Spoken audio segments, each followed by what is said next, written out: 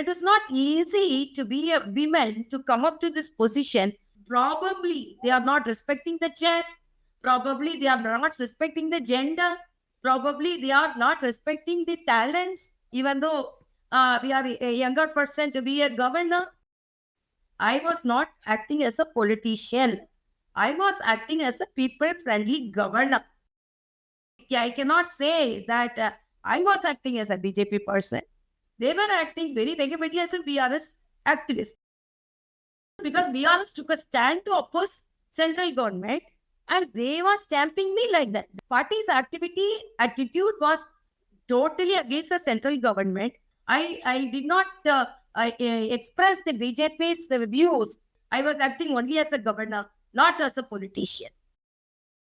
And previous elections, where BJP was in a developing mode, and we were only a developing party. So to gain the confidence of our Karyakartas, we were fighting. At that time, the fight were not very serious, and to fight against the Dravidian parties was a very big challenge. Tamil Nadu has a different mode of activities, and because of the constant campaigning of certain things, linguistic and other regional, when the national party is against regional interest, that type of propagation are more in Tamil Nadu. Our party organization structure was also weak. I have to accept that. Definitely we will be the winner because we have worked very hard and it will be a surprise win from South Chennai. What is happening in West Bengal? Who are the infiltrators?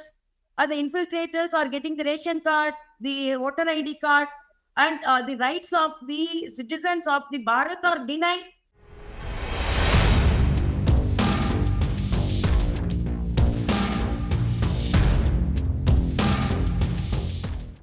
Hello and welcome to HT's weekly talk show, The Interview, and our special segment, Elections 2024, The Big Picture.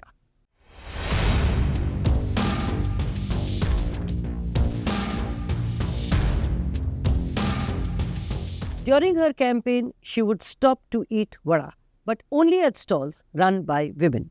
She would also pay via UPI.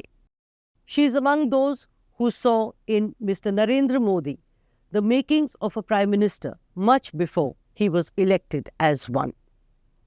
For those who are into politics, know enough about Tamilisai Soundararajan.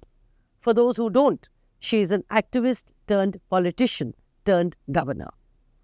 Recently, she quit the post to fight the elections from Chennai South in Tamil Nadu.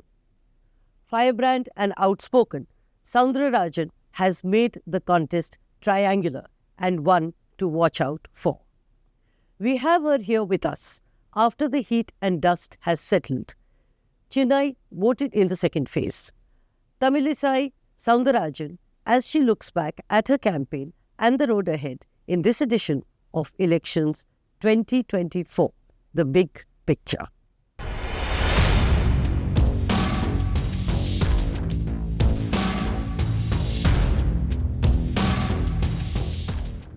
Welcome to the show, Ms.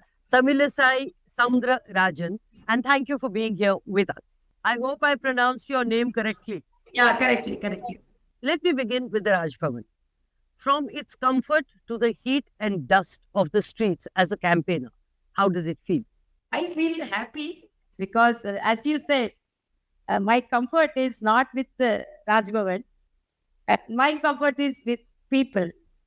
So I am more comfortable with the people, and I want to be nearer and dearer to the people. And Raj Bhavan gave me some experience. I cannot deny that. And I moved with 4 chief ministers, and I had constitutional duties. So I can say that 4.5 years really helped me. My passion is politics, serving the people. So I really enjoy this. Your passion, you said, is serving the people and your happiness being with the people. Is that one of the reasons why you were at loggerheads with the state government and complained that the chief minister and his ministers don't come and see me often? So governor's office has the protocol.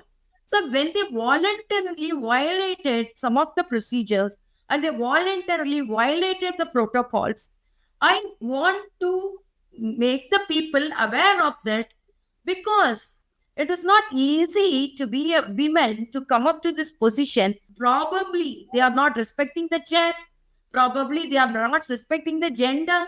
Probably they are not respecting the talents, even though we are a younger person to be a governor. So I want to highlight that they are biased against the chair and the bias against the person, and they should have followed all the protocols. So I wanted the people to know I was doing my duty properly. But you know, your critics say that as a governor, you were speaking the language of the BJP and, in that sense, playing politics. For example, some of the bills were anti people. It was not in favor of most of the people from Telangana. I was against it. I reiterate, I was not acting as a politician. I was acting as a people friendly governor. But the state government at that time, BRS government, took a stand to vehemently attack the central government. For example, they were not providing not only protocol for me, they were not following the protocol when our Honorable Prime Minister came to Telangana. So it was a clear cut biased attitude and activity of the BRS government. So I cannot say that I was acting as a BJP person. They were acting very vehemently as a BRS activist. That's all I can say. But you know, they belong to the party, to the BRS. So if they are acting as BRS activists, it is justified. But when a governor acts at the behest or speaks the language of the party, it is not acceptable. And that is the reason why your critics called you partisan. And you were seen as being partisan, if you will allow me to use that term. BRS took a stand to oppose central government, and they were stamping me like that. Party's attitude was totally against the central government. I did not express the BJP's views because it my own views. Again, I asked, did they follow all of the protocol? Did they give me an opportunity for the governor address? Did they give me an opportunity to attend the Republic Day parade? So totally they were ignoring the governor's office. They was fighting for the rights of the governor. It is very unfortunate. The governor was fighting to gain the rights of the governor. That's very unfortunate. But now I forgot everything. I don't want much of to be reminded. And now I am actively in politics. But this active shadow of politics was not there. I can very strongly say I was acting only as a governor, not as a politician. Okay, one last reminder, and then we will move on to other issues, which is that you cannot deny that your sympathies were and are with the BJP, and it is substantiated by the fact that you quit as governor to join the BJP. Because the elections came and my passion is politics. So you don't agree that your sympathies were with the BJP? No, when I was the constitutional head, I can say I was working only as a constitutional head. So many people can have so many background. Even during the Congress period, some of the politicians were made a governor. But I have my own responsibility. I'm a responsible person. I'm an educated person. And I know what is what. Because of the political vendetta, they were blaming me. That's all I can say. All right. Coming back to your decision to contest the elections, you said it was a tough decision. It is a decision liked by me, but it is viewed by others.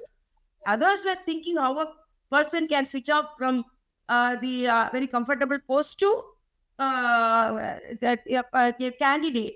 But what I like only I can do in my life. I want to be with the people, and I want to be elected as a people representative so that I can do more service to the people. While on Prime Minister Modi, just before your resignation, he was in Telangana. In fact, he was staying in the Raj Bhavan, if I'm not mistaken. How much did he influence your decision to quit as governor? No, it is the question itself not correct. It is not his influence. He did not force me to go to politics. It was my desire, and I was expressing my desire. So it is my own decision. It cannot be stamped because I was forced to resign. No, our higher leaders did not influence me.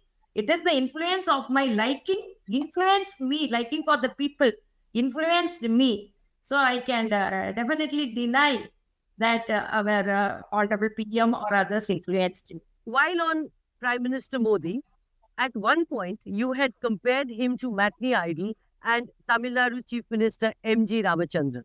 I view our honorable Prime Minister as a people friendly, development oriented, strong leader. His schemes reach each and every house. That is why I want to follow him, and that is why I want him to be the Prime Minister again. Isn't it a fact that much before he was sworn in as Prime Minister, a few years before that, you said he is the Prime Minister in waiting? Yes, he became the Prime Minister. I went to Gujarat. I noticed the development. I'm a person who was longing for development. I thought the same development our whole Bharat should get, should have. So my intention is to follow a great person who is development oriented, and he wants such a Prime Minister. During your campaign, you had vada at a stall operated by women and you paid via UPI. What is the message that you were sending? I want to convey three messages.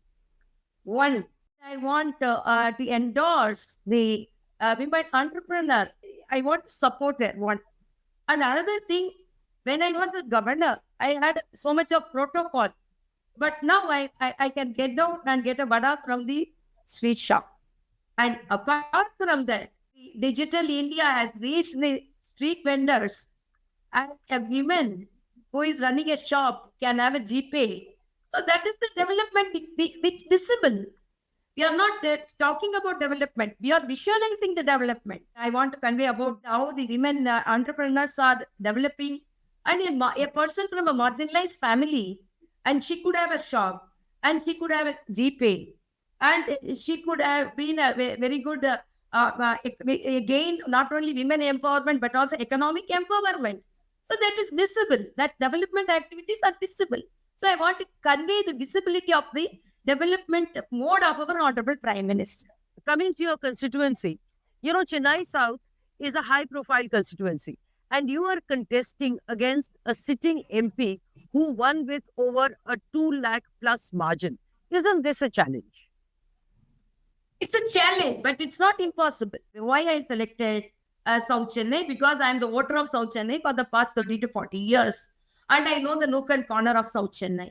And during the recent floods, people were suffering, and the state government did not help them, particularly the sitting MP. She did not visit the flood affected areas.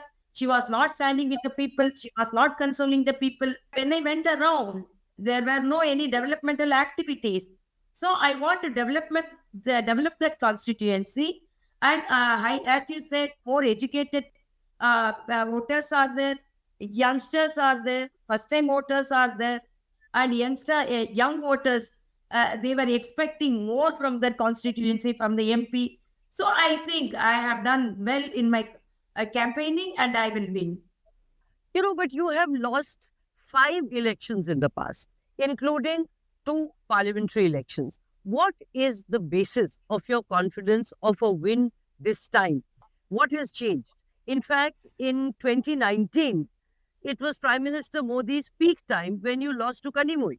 This time, I'm very confident about our honorable Prime Minister's developmental schemes, which have reached the people. Even the South Chennai, we have developed the airport. Our honorable Prime Minister, the center has constructed 100-bedded geriatric hospitals in Chennai. So many schemes has been implemented in Chennai. 2019 was a different picture because there was we had an alliance, and Kanimoli was working in that constituency for more than almost 2 years. And at that time, as state president, I was also my first choice was only South Chennai, because to oblige the alliance partners, the present ADMK candidate was forcing our party to get that seat. So we obliged to respect the sentiments of the alliance party. And previous elections, where BJP was in a developing mode, and we were only a developing party. So to gain the confidence of our Karyakartas, we were fighting. At that time, the fight were not very serious, and to fight against the Dravidian parties was a very big challenge. So we were emerging as a strong candidates. That's all.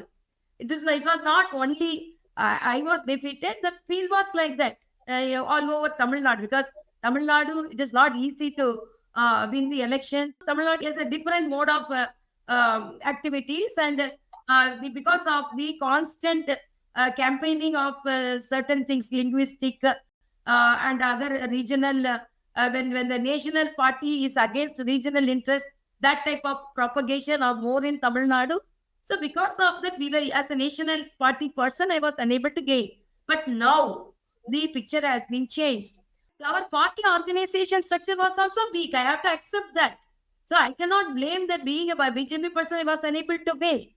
When compared to Dravidian parties, because we have to fight with the Dravidian parties who had strong organizational setup, structure, and skills. As you know, BJP was a growing child in Tamil Nadu, not like other areas, because we had two strong Dravidian parties to fight with. So with all this, we were losing. But now we are confident, because it is the election for the prime ministerial candidate. We are very bold enough to say we are having a prime ministerial candidate, very strong prime ministerial candidate. Both the Dravidian parties cannot say the prime ministerial candidate. And it is the election for the central government. And it is the election for the prime minister. It is the election for the member of parliament. So we are very confident that we can win this time. But you know, when you say this is the election for the central government, the two parliamentary elections that you contested, even those were for the central government, and yet you lost. No, I told my organization structure was not very strong. I have to accept. To whom we are fighting? We are fighting with the organizing with the strong organizational structured parties, DMK and ADMK, who grew more than a half a century in a state like Tamil Nadu. Compared to that, our party is a younger party. We have to blame ourselves, because we did not have a strong organization structures to face the elections. In matter of time, we have strengthened it. But you know, you will have to agree that even now, the contest is actually between the DMK and the AIDMK. And the BJP is really a third player. No, I cannot accept that, because in most of the places, even in my constituency, the competition is between BJP and DMK only. Most of the places, ADMK has pushed to the third place. That will be evident in the results. So it is a general picture. Only the Dravidian parties can have a hold in Tamil Nadu. But now the picture is changing. The scenario is changing. Now the people want a development mode. They are aware of the corruption, dynasty politics of the Dravidian parties, corrupt practices of the Dravidian parties. So now people are aware of it. And now we also gained our strength. We are also strengthened our infrastructure, our booth structure. So definitely we are very confident. And now people are very hopeful, because the country should move. The developmental activities and all the good schemes should continue. So our Honorable Prime Minister should be the Prime Minister for the third time. So now the people are aware of it. So I can boldly say the contesting is between, the fight is between only a DMK and BJP. Which means that the BJP improving its position from third place to second place. Yeah, I can say that. Second place. First place also. Why you are avoiding first place? We can get first places in some of the areas also, some of the constituencies also. And in your constituency? I will be. Definitely we will be the winner, because we have worked very hard. I accept it is a hardcore DMK seat, because Murasoli Maran, TR Balu has won there for 4 times, and Murasoli Maran or Annadurai is a hardcore DMK seat. But I'm very confident. People also know me, and people identify me as the candidate of our Honorable Prime Minister, and our Honorable Prime Minister supported us with the road show, and we are all very confident, and I am very confident in spite of it's a hardcore DMK seat, but because of our campaign, and because of our central government schemes, and because of our strong leadership of our Honorable Prime Minister, and we have gained the infrastructure of our party also. With all combined, I am very sure we will win, and it will be a surprise win from South Chennai. People know you as, to quote you, the Prime Minister's candidate.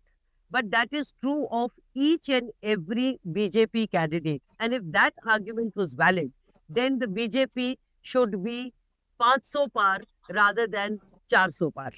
No, that's not the only criteria, because the opponent candidates' strength and the infrastructure of that constituency, definitely when we have all the strength of the party, everything, definitely we have to cross 500. There is no any, but it is Tamil Nadu. You have to understand. It is Tamil Nadu, and with the hardship we have developed the party. It is not like other northern states. We had strong hold of the Dravidian sentiments, and we had strong leaders like Karnanidhi, Jayalalitha, and MGR. And because we cannot just like that say that it's very easy. It is not that a cakewalk. Just like that, we contest and we walk away. We have to compete with the stronger parties who developed for quite a stronger base, had a quite stronger base, and had a Dravidian party sentiments. And with all this, we have to fight. It's not easy. But in spite of that, we are confident, means you have to appreciate that. So, as I understand it, and if I decode what you're saying, that in case you win, it will not be an easy win.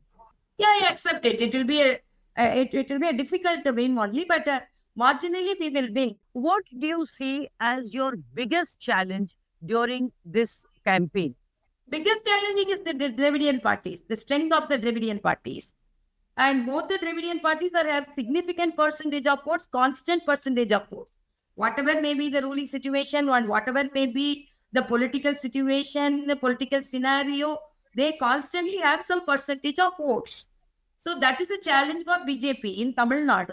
Continuously pampering the youngsters so that the national party means they won't be in a position with regional interest, but constantly we are now highlighting that our party is a party with national party with regional interest. So continuous brainwashing campaigns saying that regionalism will be lost. So we have to compete and we have to excel that type of campaigning. So it's a difficult job. So it's a very big challenge. So you had a tough time. Yeah, I cannot say it's not an easy time. Like I cannot say it's a tough time. It was not easy, but it was not impossible also. You know, it is always good to interview a candidate after the polling, because then it is easier for the candidate to talk about bare facts and admit failures and shortcomings. Yeah, but we are responsible people. We know each other. I cannot say immediately jump. No, I will get everything. And we know the reality. We know the practical difficulties, and when we are facing the election. For me, both the opponents were very strong opponents. Both were member of parliaments. What about the Muslim vote, which is 8% in your constituency? Surely they are not going to vote for the BJP. That is a false story that minorities won't support BJP. Definitely, they will support BJP, not 8%, but definitely maximum number of percentage I would have got, because it was visible during my campaign. That was due to our Honorable Prime Minister's supportive measures to the Islamic sisters during triple talaq, or relaxing the Hajj visas for them, and giving the right to the women to attend. Even DMK and Congress, they were fighting for the right for women. But during that time, even women cannot go to Hajj without any help. You know, while you say that and speak about what the government has done for the welfare of the minorities, particularly the Muslim women, it does get cancelled out during Prime Minister's speeches when he talks of them being infiltrators. No, he was talking only about infiltrators. Our Honorable Prime Minister had a 15-point program for minorities from 2016 to 2020. But you know, that is history. In the present context, he has been from public platforms calling them infiltrators. No, what not? He did not call the Indian citizens as infiltrators. Really, because what is happening in West Bengal? Who are the infiltrators? Are the infiltrators are getting the ration card, the voter ID card, and the rights of the citizens of the Bharat are denied. So he was mentioning only some people from Pakistan and some people from other countries. During the Congress period, they were pampering the minorities only as vote share. They want only as a vote bank. But what are the development? They are creating a false narrative, and over that they are building a false fort. That's all I can say.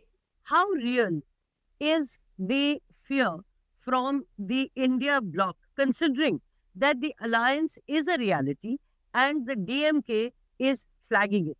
How can they all get united? And this India alliance with this dispersed attitude and with a different type of ideology, they cannot get united. In Pinarayi Vijayan and Priyanka Gandhi are fighting with each other.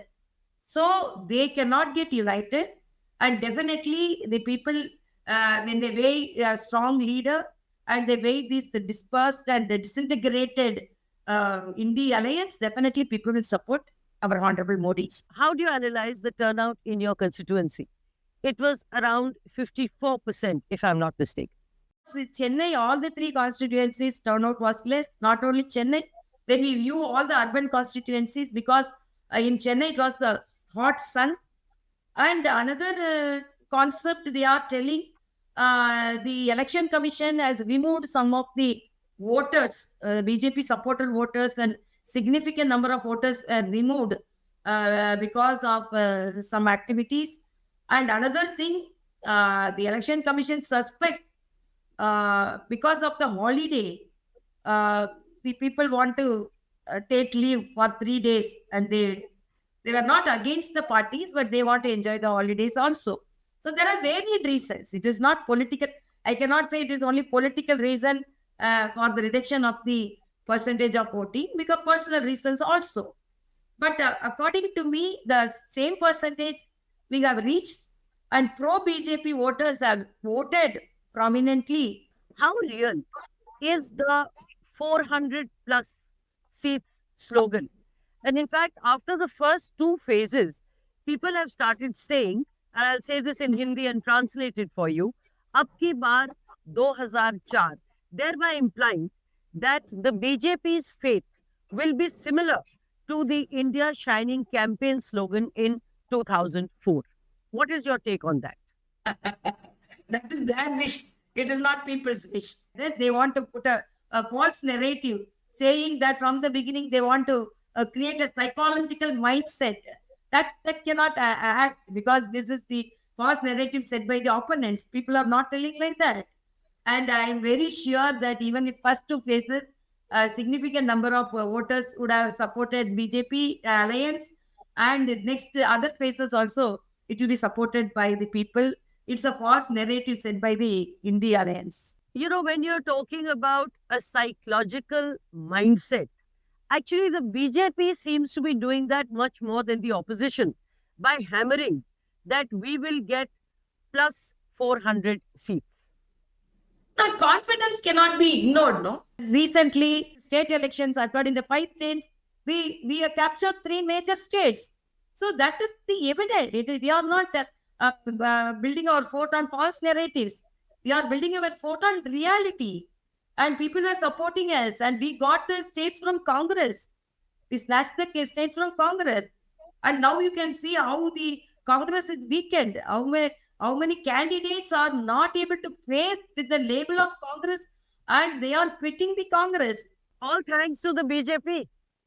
Not thanks to BJP. When the people decide and when they take a stronger decision, they are weakened. Why they are even Pinarayi and Priyanka Gandhi is fighting, and most of the chief ministers are in the prison. Oh, again, thanks to the BJP. Supreme Court is alleging that Kejriwal has been involved in such activities. It is not BJP. You know, while on chief ministers in jail, the BJP is actually under fire on vendetta politics. Opposition candidates withdrawing and the washing machine syndrome join the BJP and have cases withdrawn. And I will not take names, but there are recent examples. No, legally let them fight. No, whatever you say, when they legally fight, when whether Kejriwal, whether the other chief minister in Tamil Nadu, one of the minister is without any portfolio sitting inside the prison. Everything there is evidence based. That they are in corrupt practice, they should be punished. Fair enough. But how is it that once someone joins the BJP, the charges are withdrawn in court? Now, why the opponent number is more? And why they are in jail? So why don't you see all these things? So I don't want again and again telling this. We are very clear. They have evidence for wrong things. They had corrupt practices. And even the court of law has indicated they were involved in corrupt practices. And if they are not involved in corrupt practice legally, they would not have been challenged. They would have been released. Point well taken. But the same leader who has been publicly called corrupt by Prime Minister, when he joins the BJP, the ED goes to court and says there is no case against him and no evidence found. And the case is withdrawn and closed. 1 minute, 1 minute. I am very clear that the procedure, legal procedure and all the procedures by the ED's independent organization and all are carried out in a proper way. The opponents are in a distress and it cannot be ignored that the chief ministers are in prison and a prime minister without a portfolio is in prison and continuously the courts are denying the bail. So don't put everything in one basket. I can very clearly say BJP is a non-corrupt party and BJP is a strong party and we are having a non-corrupt prime minister and we are having a strong prime minister and people are with us. The opponents are in distress. So they want to blame. It is politics. It's not that everything they will endorse it. Definitely they will blame, but it is the people to decide and people are always endorsing us and definitely we will be. That's all I can say. I have another meeting to attend. So thank you very much. Two more questions. What is it that the BJP needs to do right to get the arithmetic of 370 seats in its kitty? Our performance speaks and our development speaks and our developmental activities has reached each and every house and all the startups. You can see how the country is in a development mode. People should compare how 50 years of Congress rule and when DMK was in with VP Singh to the Manmohan Singh, what all the developmental activities carried out? Why didn't they tell their activities, achievements? What are the achievements? Even in Tamil Nadu, when DMK was in power in the center, I can clearly say 5 ministers were there. They did not bring any scheme to Tamil Nadu. They are corrupt, dynasty politics. So they want to blame BJP like that. But people are very clear and with our developmental activities and with the strong leadership of our Honorable Prime Minister, people will support us. Actually, you have answered my next question, but I will still ask, what is your take on MK Stalin's observation that the BJP has in the last 10 years destroyed the country, quote unquote? I asked one question to Stalin. When he was in as the alliance partner, our brothers and sisters from Sri Lanka were killed. What was the action taken by them? And what are the good schemes they brought to Tamil Nadu? Honorable Prime Minister visited Tamil Nadu so many times to inaugurate so many schemes. What about BJP's divisive politics? What would you say to that? No divisive politics, it's only uniting politics. Where is divisive politics? And again I'm telling Honorable Prime Minister as inclusiveness. Sabka Saath, Sabka Vikas only. It is not excluding certain sections of the people. It was only Congress pampering some sections. One question I asked, why Stalin is not wishing us during our Hindu festivals? So that is only dividing politics. Let me end on a personal note. Your father, a congressman, and you, a die-hard BJP. How and why? In fact, your father opposed your joining the BJP. Did you ultimately make peace with him? Yeah, I made peace with him because I proved that I should join a good party. As a youngster, as a young medical student, I visualized the inability of the Congress in the development of this country. And I visualized Honorable Vajpayee ji and followed by him, our Honorable Narendra Modi ji, how they have put the country in the development path.